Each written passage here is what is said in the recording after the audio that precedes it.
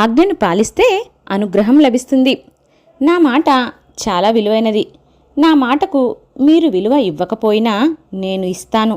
నా మాట ప్రకారం నడుచుకోని వారితో మాట్లాడి నా మాటను వేస్ట్ చేయడం నాకు ఇష్టముండదు.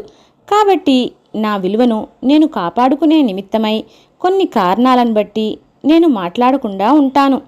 స్వామి నాతో మాట్లాడడం లేదని మీరు చెప్పుకుంటారు, కానీ నేను మాత్రం స్వామి ఆజ్ఞ ప్రకారం నడుచుకోలేదని ఎందుకు నడుచుకోరు? ఇది వన్ వే ట్రాఫిక్ కాదు. ఈ విధంగా నేను చేయడం వల్ల స్వామి నాతో మాట్లాడడం లేదని నీవు గుర్తుంచుకుంటే మున్ముందు అట్టి పొరపాటు చేయకుండా ఉంటావు. కాబట్టి స్వామిని మాట్లాడమని కోరనక్కర్లేదు. నీవు ఆ తప్పు చేయకుండా ఉంటే స్వామియే వచ్చి నీతో మాట్లాడతారు.